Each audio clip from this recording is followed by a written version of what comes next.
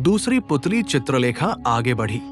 उसने कहना आरंभ किया, राजन, अब मैं आपको महाराज विक्रमादित्य की दानवीरता की एक कथा सुनाती हूं। एक बार उज्जैन में भयंकर अकाल पड़ा। कई महीनों तक वर्षा नहीं हुई। खेत सूख गए, नदियां सिकुड़ गई और लोगों के घरों में अन्न का एक दाना भी न बचा। प्रजा भूख से तड़पने लगी। जब यह समाचार राजा विक्रमादित्य को मिला तो उनका हृदय दुख से भर उठा। उन्होंने तुरंत अपने मंत्रियों को बुलाकर कहा, राजकोष जनता की भलाई के लिए होता है। यदि मेरी प्रजा भूखी रहे, मेरे अपने भूखे रहे और मेरा खजाना भरा रहे, तो ऐसा धन भला मेरे किस काम का। राजा विक्रमादित्य ने आदेश दिया कि राज्य के सारे अन्न भंडार खोल दिए जाएं। गरीबों में मुफ्त भोजन बांटा जाने लगा। नगर और गांव-गांव रसोई घर खुलवाए गए। अब तो राजा विक्रमादित्य स्वयं साधारण वस्त्र पहनकर लोगों की स्थिति देखने निकलते। कुछ दिनों बाद मंत्री चिंतित होकर राजा विक्रमादित्य से बोले, महाराज, यदि इसी प्रकार खजाना खर्च होता रहा, अन्न खर्च होता रहा, तो राजकोष तो खाली ही हो जाएगा। राजा विक्रमादित्य मुस्कुराकर बोले, प्रजा से बढ़कर कोई खजाना नहीं होता। धीरे धीरे राजकोष सचमुच खाली होने लगा। तब भी राजा ने सहायता बंद नहीं की। एक रात विक्रमादित्य वेश बदलकर नगर भ्रमण पर निकले थे। रास्ते में उनको एक झोपड़ी से रोने की आवाज सुनाई दी।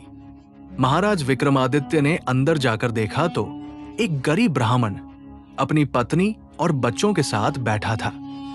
घर में खाने को कुछ भी नहीं था। ब्राह्मण दुखी होकर कह रहा था, काश मेरे पास थोड़ा धन होता तो मैं अपने बच्चों को भूखा न सुलाता। राजा विक्रमादित्य का हृदय पिघल गया, लेकिन उस समय उनके पास देने के लिए कुछ भी नहीं था। तभी उन्हें याद आया कि उनके गले में एक बहुमूल्य हीरों का हार है, जो उन्हें किसी दूसरे राज्य के राजा ने भेंट किया था। उन्होंने तुरंत वह हार उतारा और चुपचाप झोपड़ी के भीतर रख दिया। फिर बिना अपना परिचय दिए वहां से चले गए। सुबह जब ब्राह्मण ने वो हार देखा तो उसकी खुशी का ठिकाना न रहा। उसने भगवान को धन्यवाद दिया। कुछ दिनों बाद पड़ोसी राज्य के एक राजा को जब ये बात पता चली तो उसने सोचा, जो राजा अपना खजाना और आभूषण तक अपनी जनता में दान कर दे, वो साधारण मनुष्य तो हो ही नहीं सकता। वो स्वयं उज्जैन आया और विक्रमादित्य से पूछा, महाराज, आपने अपना सब कुछ दान में क्यों दे दिया? यदि भविष्य में आपको ही कठिनाई आ गई तो? राजा विक्रमादित्य मुस्कुराए और बोले, राजा का सुख उसके वैभव में, धन दौलत में नहीं, बल्कि उसकी प्रजा के, उसके अपनों की मुस्कान में होता है।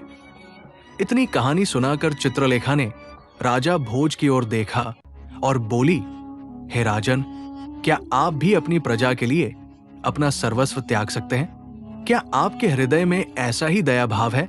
यदि नहीं, तो अभी इस सिंहासन पर बैठने का अधिकार आपको बिल्कुल भी नहीं है। राजा भोज का सिर विनम्रता से झुक गया। उन्होंने कहा, निश्चय ही महाराज विक्रमादित्य मुझसे कहीं ज्यादा महान थे। तभी तीसरी पुतली चंद्रकला धीरे से मुस्कुराई और बोली, हे राजन, अब मैं आपको महाराज विक्रमादित्य की वीरता और साहस की भी एक अद्भुत कथा सुनाती हूं। क्या आप सुनना चाहेंगे? राजा भोज बोले, ऐसे महादानी राजा की कथा भला कौन नहीं सुनना चाहेगा? जरूर सुनाओ।